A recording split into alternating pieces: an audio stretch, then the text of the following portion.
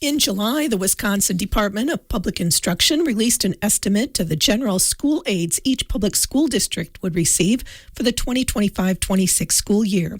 This estimate allows school districts to develop their 2025-26 fiscal year budget and is based on 2024-25 budgeted dollars submitted by school districts. Many area districts were estimated to receive less funding. They included Ithaca with an estimated loss of $27,923, Kickapoo area facing a $321,375 loss, Richland facing a loss of $49,523, River Valley $292,857, Riverdale $114,001, Weston, $188,119. The DPI would certify general school aid amounts based on 2024-25 actual data on October 15th. The Wisconsin Cattlemen's Association recognized outstanding leaders and contributors to the state's beef industry during its 2025 summer tour in southeastern Wisconsin. Among them was Richard Dick Hauser of Richland County, who earned the 2025 Friend of the Cattleman Award. Hauser has become a trusted advocate for Wisconsin beef producers. Through his company, Neptune Enterprises, he provides sponsorships and guidance on cattle handling and facility design. He has helped producers improve safety and reduce animal stress across the state while mentoring the next generation of cattlemen. The Riverdale School District was awarded the Outstanding Agricultural Education Program in the state of Wisconsin for 2025 at the Wisconsin Association of Agricultural Educators Banquet. The programs were evaluated on key areas such as curriculum, experiential learning, leadership opportunities, partnerships, and more. Riverdale Ag teacher and FFA advisor, Mrs. Callie Coe, said, quote, "I worked hard for this, but so have my family, my students, my administration, our district, and our community. Thank you for helping me provide opportunities for our students to become college, career, and life ready," end quote. The Richland County Board had another vacant seat. Craig Woodhouse, representing District 12, submitted his letter of resignation effective July 14th. He stated the decision was entirely due to his recent change in employment. He accepted the position of Executive Director at Neighborhood Housing Services of Southwest Wisconsin. Tiffany Thompson became the newest member of the Richland School District Board of Education, filling the vacant Area 3 East seat. It was a hot and humid night in August, but that didn't keep the community from coming together at the 22nd annual Walk with Grace at Crosscup Park in Richland Center. Many attended to celebrate and honor those who had and were battling cancer, and to remember those who are no longer with us but are not forgotten. By the time things wrapped up, it was announced that the preliminary total raised for the year was $371,534.17. The evening also included the drawing for the winner of the 2025 Chevy Trax, valued at $24,185. The winner was Dan Biba. The first two names in the annual calendar raffle drawing, with each receiving $1,000, was also held. The two winners were Patty Lebansky of Richland Center and Nancy McCauley of Richland Center. The fifth annual National Night Out at the Richland County Fairgrounds drew a record turnout, bringing hundreds of residents together for an evening of safety awareness, family fun, and community connection. Hosted for the first time by a new nonprofit organization, Richland County National Night Out, Inc., the event featured more than 25 local organizations, first responders, and volunteers offering activities, demonstrations, and resources for all ages. Highlights included food from the Lions Club, 4-H, and Kiwanis, music provided by Phil Nee and Gary Goodconnect, children's activities including animals from Tiny Acres, safety demos, and the National Night Out K9 5K, where Joseph Doty and Beverly Harper took top honors. The event was made possible through the support of numerous sponsors. Save the date for the 6th annual Richland County National Night Out on Tuesday, August 4th, 2026 at the Richland County Fairgrounds. The Richland County Clerk of Court was warning area residents to be wary of text messages made to look like they were coming from the Wisconsin DMV. Clerk of Court Stacy Kleist reported that her office had received numerous calls from people concerned about outstanding traffic fines. Area residents were receiving text messages stating that the individuals had unpaid traffic violations. The messages stated that if left unpaid, the unpaid ticket would result in suspension of their vehicle registration and driving privileges. The messages also indicated the possibility of prosecution and negative impact credit scores. According to Kleist, these text messages contained a link which urged people to pay immediately. Kleist advised it was very important not to click the link. The clerk of court noted that while her office does collect traffic fines for tickets that go through the Richland County Circuit Court, her office does not send text messages regarding outstanding fines. The Richland County Board of Supervisors gained one and lost two more at its meeting. The first order of business for the night was to appoint a representative to fill the vacant District 11 seat. One person expressed interest. The board unanimously approved to seat Rod Perry as the representative effective immediately. Perry was then sworn into office. Two seats remained vacant. They were Districts 12 and 20. By the end of the evening, two more seats became vacant. Mark Gill from District 9 stated that this would be his last meeting, and Ingrid Glassbrenner from District 10 announced that she would be submitting her resignation effective immediately. The Richland County Campus Reconfiguration Committee met to engage in discussion about the use of the campus redevelopment grant application with the goal of finalizing a plan for the funds and then submitting the application. Proposed use of the $2 million in funds included a new bridge on the west side of the campus at a cost of $654,270. Simon's tennis court renovation at a cost of $150,000. A SEH campus development project, $43,160, and SEH community engagement survey and open house, $4,950, a road from Hive Drive to Simons, $75,000, work on the parking lot at Simons costing $88,250, separate utilities, $5,500, a campus sidewalk next to the proposed new road, $25,000, demolition of the library and classroom, $220,000, a Simons HVAC system, $250,000, demolition of other bridges, and survey costs. As students started school, 17 states and the District of Columbia were imposing new cell phone restrictions. In total, 35 states had passed laws or rules to limit student phone use in schools. Locally, the Richland School Board unanimously approved a bell-to-bell ban on cell phone usage at the high school. This new language restricts all cell phone use during the day. Numerous individuals reached out regarding this policy. Overall, the feedback that RCHS administration had with staff members and parents and guardians of RCHS students was overwhelmingly positive. RCHS staff was also overwhelmingly in support of the change. A school psychologist also expressed support for the change because of the benefits of student mental health. In September, it was a full crowd with standing room only at the Richland Center City Council meeting.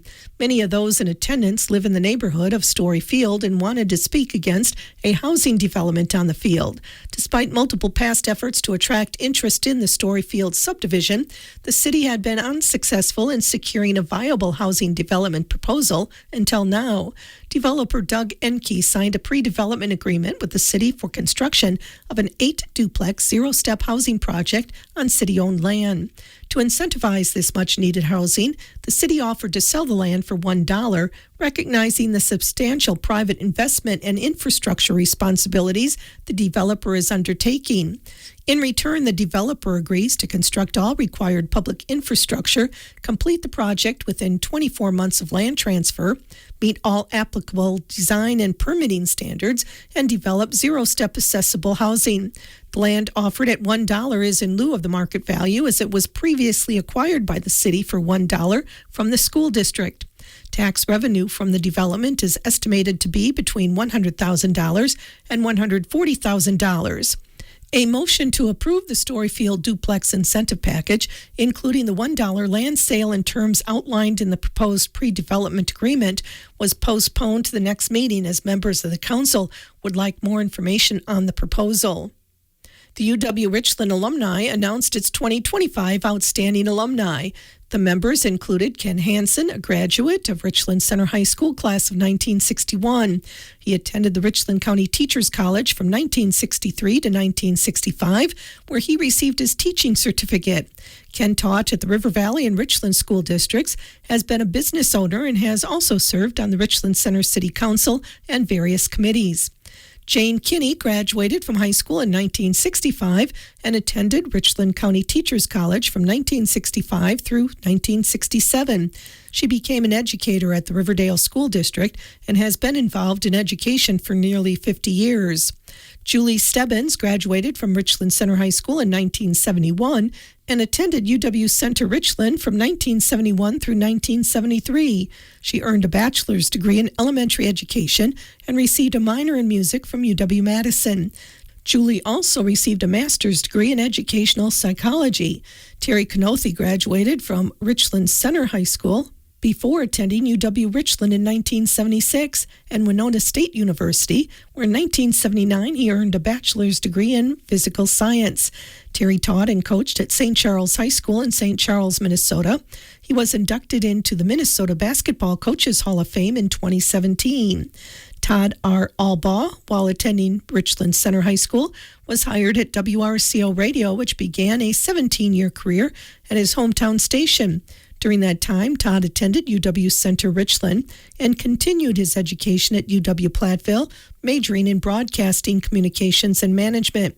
He also served on the Richland Center City Council and served as executive director of the Richland Center Chamber and Main Street program. The Richland Center City Council approved a development on Story Field. The council had a developer who signed a pre-development agreement with the city for the development of an 8-duplex zero-step housing project on Story Field. To incentivize the much-needed housing issue, the city agreed to sell the land for $1, recognizing the substantial private investment in infrastructure responsibilities the developer will undertake.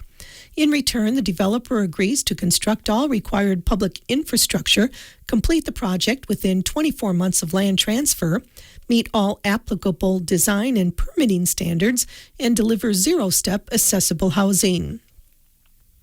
The Grace Board of Directors congratulated fellow board member Leif Carlson on the hard work and dedication that has gone into the education and prevention program known as Walk Around the World with Grace. This event runs from January 1st through July 31st each year and recently completed its third year. In 2025, the participants walked a combined total of just over 25,000 miles. The efforts of the Walk Around the World with Grace caught the attention of the Wisconsin Cancer Collaborative. On September 25th, the WCC held its 20th annual Wisconsin Cancer Summit in Wisconsin Dells, and Leaf was invited to attend to receive the 2025 Impact Award for significant impact on cancer prevention for this GRACE program.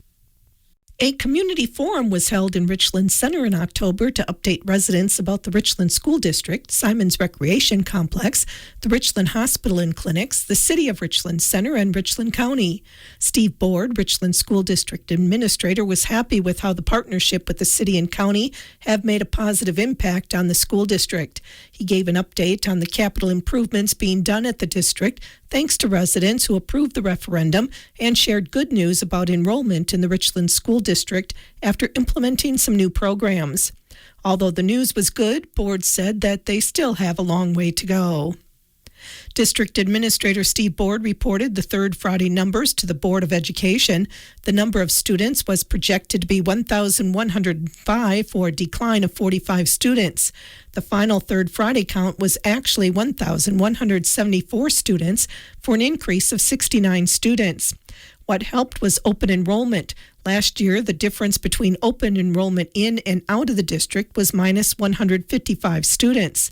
This year, the difference is minus 133. This means that the district is gaining students back. Richland County Administrator Tricia Clements and Richland County Board Chair David Turk released a statement concerning the Richland County EMS. The board took action earlier in the year to end the current service model for the Richland County EMS as it was not fiscally sustainable. This agreement had been in place since 2014 and had been intended to last only a year. In 2025, it became very clear that the county could no longer sustain the service under the terms of the 2014 agreement. The Richland County Board acted to end the previous agreement effective December 31st, 2025. GRACE, Greater Richland Area Cancer Elimination, held its 22nd annual meeting at the Ramada Inn in Richland Center. Many joined the GRACE Board and Walk Committee to celebrate the success of the year. Money raised each year is allocated to local cancer patient funding, research, medical community, preventative, and operating costs. For 2025, the funds were divided with 58%, or $238,652, to the local cancer patient fund, 5%, or $20,573, to prevention, and 2% to operations. The medical community received 10%, or $41,147. Community medical facilities in the service area are able to apply for a grant. The remaining 25% of funds, or $102,867, was divided between the UW Health Carbone Cancer Center and Gunderson Research Institute for continued research. Teams are already looking ahead to 2026 by organizing fundraisers to support GRACE. The Wisconsin Supreme Court heard oral arguments in 2 cases at the Richland County Courthouse in Richland Center as part of the court's Justice on Wheels outreach and education program. Before each argument, local attorneys provide the audience, including students and teachers, with an explanation of the case to be heard and a short civics lesson. In her welcome, Richland County Circuit Court Judge Lisa McDougall stated that even in a small town, bold ideas can leave a lasting mark. The day began by honoring retired Chief Justice Ann Walsh Bradley, who actually began her path down law in the Richland County courtroom. As part of the program, the justices recognized local students who participated in its essay contest. Ava Farjan, a 5th grader at Ithaca Schools, received a plaque for her first-place entry. Sawyer Perkins and Lydia Hall, both students from the Kickapoo School District, were also recognized as runners-up. The debate over ambulance service between the city and the county continued in November. The ambulance service contract for the city and municipalities with the county was set to end December 31st. The city council asked the county for more time to figure out its options and for resolutions of concerns. City Administrator Ashley Oliphant said they have been backed into a corner and have been told that if the city didn't renew the contract with the county, no one would have an ambulance service as of January 1st because the ambulance service would not be able to financially survive without the city as a member of its joint ambulance service. The city was looking at a $50,000 increase with the contract the county provided. To make a financial adjustment, the city is limited to a levy limit increase of only $5,000. Oliphant stated that the county could levy a tax amounting to $5.26 per person in the county that would cover the needed increase of service, but was told that the county did not want to add another tax to residents. Without the ambulance service, both the city and county will lose a large portion of shared revenue, nearly $600,000 between the two entities. Another issue Oliphant had with the new contract is that there is no mention of the shared assets that are currently owned by the joint ambulance service. The council moved to table a decision and to call a special session with Attorney Hagan. Former governor and Richland Center native Vernon W. Thompson was honored in Richland Center at a historic marker dedication ceremony at Crosscut Park on what would have been his 120th birthday. Thompson was born in Richland Center on November 5, 1905. He served as Richland County Assistant DA and City Attorney. From 1944 to 1951, he served as mayor of Richland Center. Thompson was elected as governor of Wisconsin, defeating William Proxmire in 1956. He served one 2-year term as governor, enacting some of the strictest lobbying laws in the nation. He approved providing group life insurance for state employees and revising the public retirement system. In 1960, he was elected to Congress and re-elected to 6 additional terms running 1961 to 1975. He was one of the original commissioners of the Federal Election Preservation Commission, served on Foreign Affairs and Small Business Committees. Vernon Thompson always made time to return to Richland Center. Bob Bellman was behind the effort for the Historic Preservation Commission to move forward with this recognition. I never knew Vernon Thompson personally, but I think he always felt very strongly about Richland Center people. Many felt that this recognition was long overdue, including current Mayor Todd Coppernall. We're righting a wrong today. We're celebrating a man in a career, which we should be doing. But we're also doing something that probably should have happened in the 1970s. I'll freely admit it. I'm not going to get hung up on that piece. I'm going to ask everyone to help me make sure that from this day forward, everyone from here knows who Vernon Thompson was. Everyone from here knows the things that Vernon Thompson did, because he was a very big deal. And go ahead and celebrate him and brag about Vernon Thompson as one of our own. Vernon W. Thompson died on April 2nd, 1988, at the age of 82 in Washington, D.C., and is buried in the Richland Center Cemetery. New signs greet visitors at Richland Center City Parks, officially marking the implementation of the Tobacco-Free Parks Ordinance adopted by the Richland Center Common Council. The signs, funded by the Partners for Prevention Coalition of Richland County, were installed by the Richland Center Parks Department. The ordinance adopted in June 2025 reflects years of youth leadership and community collaboration to create safer, cleaner, and more family-friendly outdoor spaces. The Wisconsin Department of Justice announced that Wisconsin ranked number 1 throughout the country for the most prescription medications collected during the fall 2025 drug take-back collection. Wisconsin collected 53,498 pounds of unwanted medications. Richland Center Police Chief Billy Jones reported the largest non-COVID affected collection ever at the most recent drug take-back day in Richland County. The totals for the fall 2025 fall drug take-back day include, from the City Hall and Richland Pharmacy drop boxes, 272.6 pounds. From the 2 drop boxes at the Sheriff's Office, 52.4 pounds. The day of the event, 38 pounds were collected for a total of 363 pounds. Richland School District Administrator Steve Board reported that for the spring 2026 election, 3 school board seats will be on the ballot. The Area 1 East seat, held by Tiffany Thompson, which covers Henrietta, Orion, Rockbridge, Richland, Buena Vista, and Willow Townships, will be up for election. The winner of that election will hold the seat for the remainder of that term, which ends in April 2027. 2 at-large seats, which cover all the boundaries of the Richland School District, held by Sheila Troxel and Jill Sharp, will also be up for election. In December, the Weston School District began informing residents of an upcoming referendum, giving residents of the district an opportunity to vote on an operational referendum on April 7th. The last operational referendum voted on failed. Informational meetings will be held to inform Weston School District residents about the upcoming referendum. Following the closure of the Early Learning Center in Plain by the River Valley School District, District Administrator Lauren Glassbrenner announced the sale of the building on WRCO's Morning Show with Phil Nee. A business in the Plain area wanted to purchase that building from us, and that's been really exciting. It actually was the Sauk Prairie Healthcare Association and Hospital. So our elementary in Plain will be turned into the Plain Clinic, and it will become a hub of the community. Glassbrenner says it's exciting that the legacy of the building is that it continues to help the community. The Richland Hospital Foundation, together with partners of the Richland Hospital and Clinics, hosted its first tree lighting celebration, aptly called Lights of Reflection. The well-lit tree was adorned with red, white, and blue strands, representing donations from people honoring, thanking, and memorializing friends, family, and groups who are important in their lives. White lights honor the memory of someone special, red lights represent a living tribute, and blue lights pay tribute to healthcare heroes and active military service members.